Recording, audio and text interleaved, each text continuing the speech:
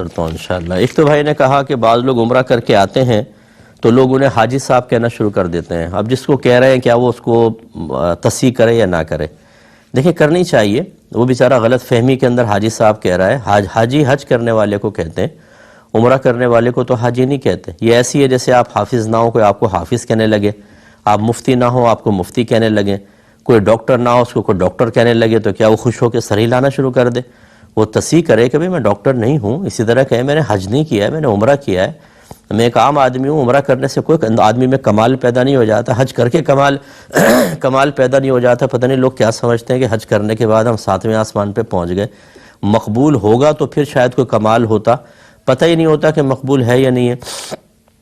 اور بعض اوقات تو ہمارے پیسوں کے اندر ملاوٹ ہوتی ہے، وہاں پہ جا کے جس طریقے سے ہم ارکان ادا کرتے ہیں، جس طرح ہمارے پاس علم دین نہیں ہوتا، ہمیں تو خوف زدہ رہنا چاہیے کہ پتہ نہیں مقبول بھی ہوگا کہ نہیں ہوگا۔ امید اور خوف یہ دونوں چیزیں ہونی چاہیے۔ یہ امید اس چیز کی کہ اللہ بڑا رحیم و کریم ہے قبول کر لے گا، لیکن خوف اس بات کا کہ اس کی ذات بڑی بے نیاز ہے، وہ رد بھی کر سکتا ہے، تو پھر ساری عجب و خود پسندی ختم ہو جائے گی۔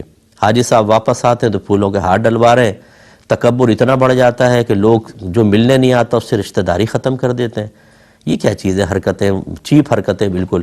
تو عمرہ کرنے والا تو بالکل ایک مستحب کام کر رہا ہے، یہ کوئی فرض یا واجب تو ہوتا نہیں، اس میں بھی حاجی کہہ کے اپنے آپ کو خوش کروانا اور اس طرح یہ بالکل صحیح نہیں ہے۔ صاف منع کریں کہ آپ مجھے حاجی نہ کہیں، میں حاجی ہوں ہی نہیں، جھوٹ کیوں بول رہے ہیں آپ؟ غلط بیانی سے ان کو روکیں۔